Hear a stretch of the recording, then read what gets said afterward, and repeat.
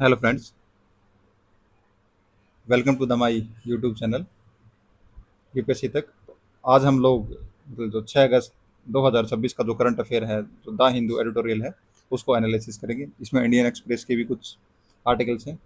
तो इसमें हम क्या क्या क्या करेंगे, जो हमारे जो यूपीएससी मेंस के परस्पेक्टिव से, प्रीलिम्स के परस्पेक्टिव से और पीवाईक्यू का मैंने इसमें लिंकेज कर दिया है।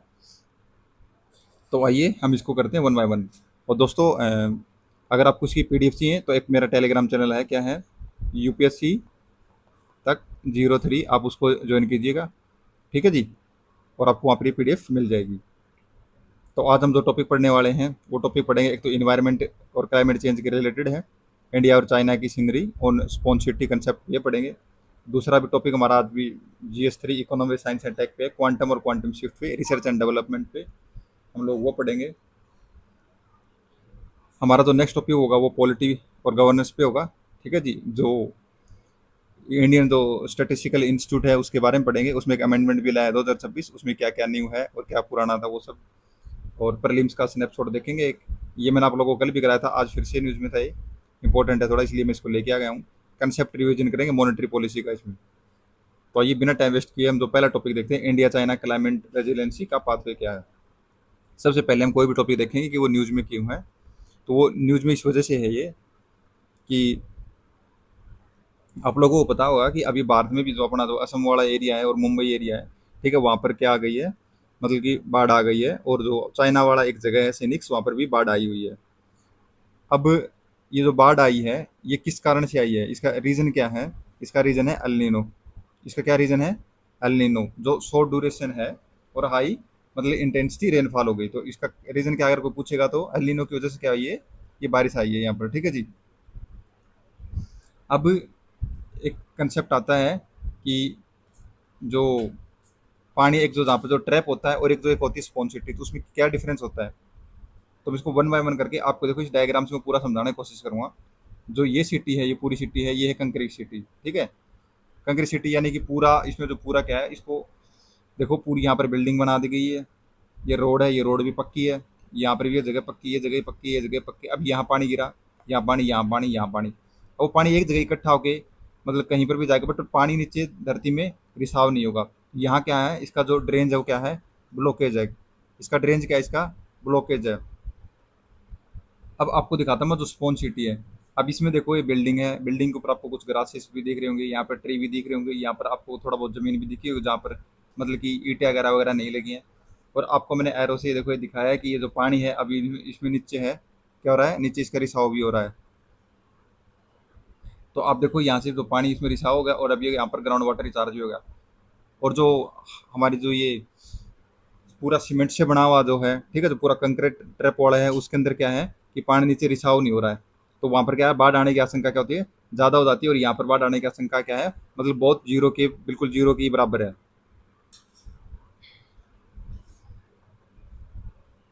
अब जो करंट डेवलपमेंट है, ठीक है जी, और वो क्या है और चैलेंज क्या है।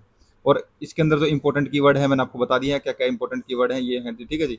करंट डेवलपमेंट क्या है, जो मतलब कि 2020 में आसपास हमारे मतलब बातचीत की थी कि जो दिल्ली है, ठीक है जी, और जो चाइना की सिटी सिटी आपको पता है जो बेजिंग है, और मुंबई जो सांग है, उन्हें एक क्या किया था, एक कोलेब्रेशन किया था कि हम मतलब आने वाले फ्यूचर समय में कोई भी पानी की से रिलेटेड कोई बाढ़ अगर आएगी, तो उसमें उन्होंने कोलेब्रेशन किया था। और उन्होंने कोलेब्रेशन में क्या किया था, जो चाइना ने जो इंडिया से सीखा था, ठीक है, वो क्या सीखा था कि drain modernisation, urban design integration. ठीक है, और इंडिया ने चाइना से क्या सीखा था, अर्ली वार्निंग सिस्टम होने चाहिए, हीट एक्शन प्लान होना चाहिए, और कूल रूफ प्रोग्राम होना चाहिए। तो आपको पता है कि एक प्रोजेक्ट मौसम है, वो इसी के रिलेटेड है, जहाँ पर मतलब कि ज़्यादा मतलब क्लाउड ब्रस्ट होने की संभावना होती है। तो वो वहाँ पर मौसम है,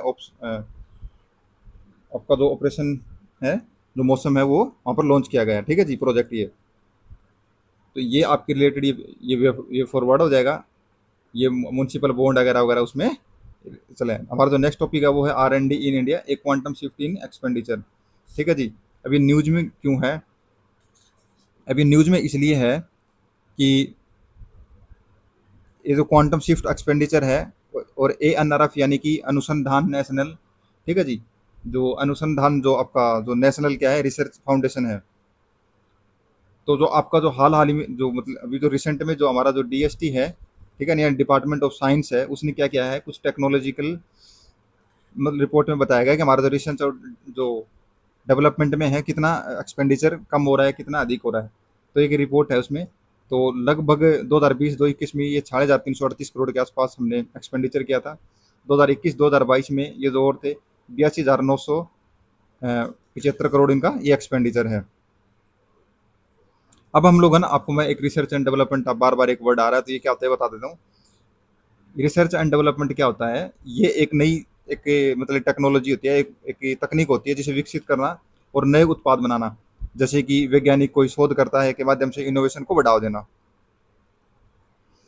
अब कुछ ये सेक्टरल हैं, मतलब जहाँ जहाँ हम कहाँ का सबसे ज़्यादा इन्वेस्टमेंट करते हैं, ट्रांसपोर्ट पे सबसे ज़्यादा करते हैं, ये फार्मास्यूटिकल पे करते हैं, फिर बायोटेक्नोलॉजी पे, फिर जो हमारा आईटी एक्ट है उस पर। ये कुछ इसके रिलेटेड ये क्रिटिसिज्म दिया हुआ है आपके जो मेंस के रिलेटेड है ये, कि जो नंबर है वो डबल हो रहे हैं, बट जो प्राइवेट इन्वेस्टमेंट है वो हैवली स्क्यूड की रहे हैं towards the physical infrastructure, AI chips और fab buildings rather than pure basic scientific और रिसर्च। मतलब प्राइवेट इन्वेस्टमेंट है वो क्या हो रही है, वो कम हो रही है।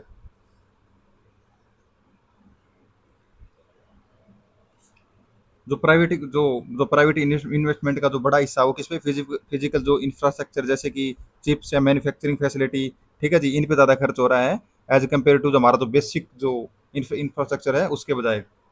अब हम इसका थोड़ा ग्लोबल का कंपेरिजन देख लेते हैं। इंडिया का 0.84 है, ठीक है, चाइना का 2.58 है, यूएसए का 3। ये अगर आपको पूरी पीडीएफ में मतलब इस टॉपिक में अगर आपको एक याद रखना है तो ये टेबल याद रखनी कि किस कंट्री में कितना कितना एक्सपेंडिचर है। अब ये अनुसंधान जो नेशनल रिसर्च फाउंडेशन है, एएनआरएफ है, ये इसके बारे में ये आपको डाटा दिया गया। ये एक क्या है कि ये इंस्टीट्यूटरी बॉडी है, ठीक है, backing fund of R and D को, ठीक है जी, ये ब्रिज करती है connect between academia and private industry. अगर मेंस में अगर आपको याद रखने हैं तो आप 4S याद रख सकते हो। 4S यानी कि एक आपका स्किल, ठीक है, दूसरा आपका स्केल, और अगला आपका स्पीड, और अगला आपका सस्टेनेबिलिटी। ये मैंने आपको ये दे भी दिया आपको ऐसे बना के, ठीक है जी। नेक्स्ट टॉपिक हमारा GS2 का है। कंट्रोवर्सी है कि इंडियन जो स्टैटिकल इंस्टीट्यूट बिल 2026, अब ये न्यूज में क्यों है, आपको सबसे पहले तो आपको ये पता होना चाहिए। जो इंडियन स्टैटिकल इंस्टीट्यूट है वो अमेंडमेंट बिल 2026 न्यूज में क्या है, जो इंडियन स्टैटिकल इंस्टीट्यूट जो एक्ट है कौन सा, जो 1959 वाला है, ठीक है, इसमें कुछ संशोधन के कुछ प्रावधान किए गए हैं। इसमें कुछ साइंटिस्ट हैं और कुछ फैकल्टी, उन्होंने इसका क्या है विरोध जताया है।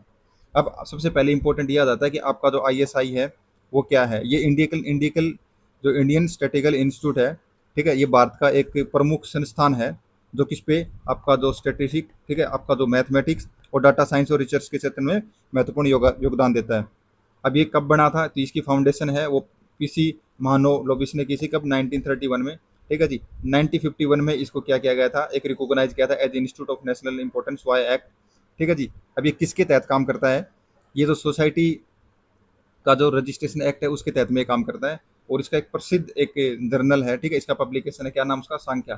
अब कई बार आपसे पूछ लेता है इसका जो संख्या का है, ठीक है, और इसका हेडक्वार्टर कहाँ है, हेडक्वार्टर कहाँ है, कोलकाता में। हेडक्वार्टर कहाँ है इसका, कोलकाता में, दिल्ली में और चेन्नई में और बेंगलुरु में इसके हेडक्वार्टर हैं।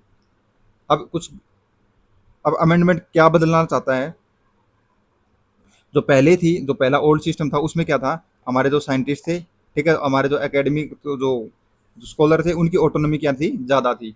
अब वो इसमें क्या कर रहे हैं, वो अब एक एक न्यू मतलब 11 मेंबर की एक बॉडी लेके आना चाह रहे हैं। उसमें एक प्रेसिडेंट होगा, ठीक है, तो प्रेसिडेंट क्या करेगा, चेयर करेगा, एक जॉइंट सेक्रेटरी होगा, एक गवर्नमेंट का रिप्रेजेंटेटिव हो, 4 ISI एक्सपर्ट होंगे, 3 एक्सटर्नल एकेडमिक इंडस्ट्री हों, ये उसमें ये पर्सन होंगे। ये अब एक नया अमेंडमेंट लेके आ रहे हैं।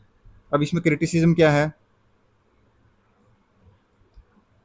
क्रिटिसिज्म ये है कि जो 8 सदस्य होंगे ना वो पूरे पूरे गवर्नमेंट के अंडर में होंगे, जो गवर्नमेंट बोलेगी वैसा काम करेंगे। अब इसका विरोध क्यों हो रहा है, इससे इससे विरोध इसलिए हो रहा है क्योंकि आपकी जो एकेडमिक जो अथॉरिटी है वो कम होने का आशंका है। इसमें क्या हो जाएगा, ब्यूरोटिक कंट्रोल है वो इंक्रीज हो जाएगा। और जो स्टेक होल्डर है से है क्या होगा कि इसमें स्टेक होल्डर की जो इंपॉर्टेंस है, ठीक है जी, उनकी जो लोकतांत्रिक जो परामर्श है उनकी मतलब वो खत्म हो जाएगी। हमारा जो नेक्स्ट टॉपिक है वो कौन सा है, वो हमारा है प्रीलिम्स के रिलेटेड और species in news, cloud leopard. तो सबसे पहले आपको ये पता होना चाहिए कि ये न्यूज़ में क्यों है कि Meghalaya launch dedicated protection mission on 4 August observed as the international cloud leopard day. ठीक है जी। इसका साइंटिफिक नेम क्या है? साइंटिफिक नेम है इसका निफिलिस नेबुलसा। इसको कई बार मतलब कि भी एमसीक्यू या पीआईक्यू में पूछा हुआ है, पूछ सकते हैं। ये सिग्निफिकेंस क्या है? ये एनिमल है किसका? स्टेट एनिमल ऑफ मेघालय है ये। इसका बिहेवियर कैसा है? ये है एरिबोरियल। एरिबोरियल का अर्थ होता है फ्रेंड्स जो जो एनिमल पेड़ पे रहते हैं, जैसे मैंने इमेज बना के दिखा है पेड़ पे। ठीक है जी। और ये नॉक्टर्नल, नॉक्टर्नल यानी ये रात में शिकार करते हैं।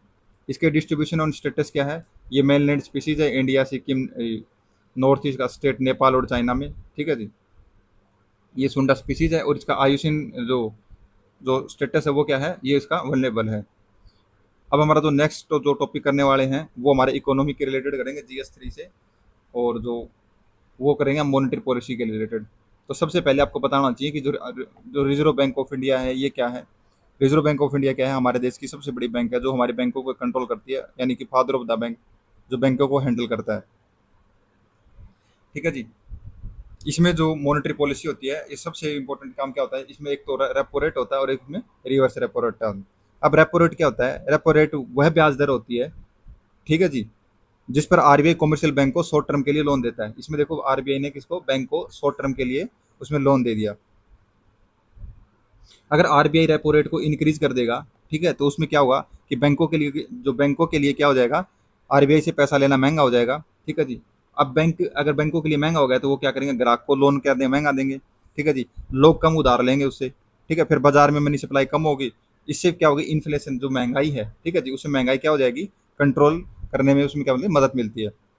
अब इसी को हम पढ़ते हैं रिवर्स रेपो रेट में। अब रिवर्स रेपो रेट में क्या होता है? उल्टा हो जाएगा। तो कमर्शियल बैंक से जब रिजर्व बैंक में जब पैसे जमा किए जाते हैं, या जब रिजर्व बैंक उसको मतलब कि आकर्षक लगाता है, यानी कि ये बोला है कि मैं तुमको 5% दूंगा और मार्केट में इनको मिला 4%, तो ये 5% किसको? बैंक में वो वापिस से आरबीआई को लोन देना पसंद करेंगे। अब इसमें रिवर्स रेपो रेट में क्या होता है? बैंक अपना जो अतिरिक्त पैसा होता है वो आरबीआई के पास क्या करते हैं? जमा करवा देते हैं, पसंद करते हैं। और इससे क्या हो जाती है? जो मार्केट में वो क्या हो जाती है? आपकी एक जो लिक्विडिटी टर्म होती है, ठीक है, लिक्विडिटी होती है, वो क्या होती है? कम हो जाती है। और इससे भी आपका जो इन्फ्लेशन है वो मतलब कि कम होता है। अब एक टर्म है न्यूज में लैफ, ठीक है, लिक्विड एडजस्टमेंट। जो लैफ होता है क्या आता है? लिक्विड जो एडजस्टमेंट फैसिलिटी होती है। ठीक है जी। अब अगर आपको इसमें याद रखना है तो आपको आरबीआई, ठीक है जी, repo rate, reverse repo rate मैंने आपको बता दिया, लैफ बता दिया, लैफ के टूल बता दिए मैंने। ठीक है जी। मतलब कि repo rate, reverse repo rate, ये सब मैंने आपको बता दिया। ये मैंने आपको इम्पैक्ट बता दिए और ये मैंने आपको सब बता दिया।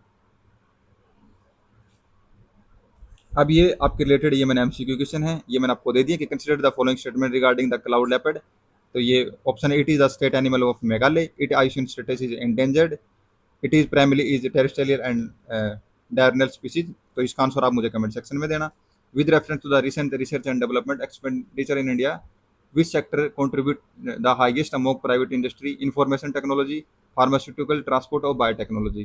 तो इसका आंसर भी आप मुझे कमेंट सेक्शन में आंसर देना। ठीक है जी। ये आपके लिए क्वेश्चन नंबर 4 से 5 पे लगा दिए हैं, ये पूरा दे दिया मैंने। आइए अब करते हैं एक मेंस का question. Rapid urbanisation has turn natural sponge into the concrete traps in light to the recent urban floods in major Asian cities. Discuss the sponge city concept and suggest measures to build climate resilient urban infrastructure. तो आपको इसमें लिखना, तो सबसे पहले आपको intro में देना है, ठीक है जी, स्पॉन्ज सिटी कैसे होते हैं वो देना है। ठीक है, फिर आपको बॉडी एक में बताना कि जो कंक्रीट ट्रिप का होता है, मैंने आपको बताया था कि पूरा क्या हो जाता है, वो पक्का हो जाता है। ठीक है, उसे पानी क्या होता है नीचे जो पानी में क्या होता है वो रिचार्ज नहीं हो पाता है। ठीक है, उसके बाद में आपको बताना है कि इंक्रेचमेंट हो जाता है जो वेटलैंड का, तो उसमें पानी अगर कोई भी अगर मिट्टी है तो मिट्टी के ऊपर कोई पक्की चीज़ आ जाएगी तो उसके नीचे पानी कैसे आ जाएगा, मैंने आपको वो बताया भी था ऐसे होल बना के। फिर बॉडी टू में आपको बताना है मेजर क्या लेने हैं। ठीक है जी। और उसके बाद में कंक्लूजन आपको बताना है। ये आंसर आप लिख के मेरा एक टेलीग्राम चैनल है यूपीएससी तक 03, आप वहाँ अपलोड कर देना। मैं आपको, अगर आप अपलोड करोगे तो मैं कोशिश करूंगा आपको एनालाइज करूंगा। ठीक है जी, आपको बताऊंगा कि इसमें आपको क्या क्या अपडेट और कैसे कैसे लिखना है, आपको और मैं अच्छे से बता दूंगा। ये मेंस राइटिंग के लिए अलग से एक क्वेश्चन और मैंने दे दिया, आप ये लिखना। और इसको भी आप, इसको मैंने आपको टेलीग्राम चैनल में बताया, क्या है आपका यूपीएससी तक 03, वहाँ मैं इसको अपलोड कर दूंगा और आप अपना आंसर भी वहाँ अपलोड कर सकते हो और मैं उसको आपको अच्छे से एवेल्यूएट करके बता दूंगा कि आपको कैसे और क्या क्या इसमें फीडबैक दे दूंगा आपको मैं। ओके दोस्तों, मिलते हैं।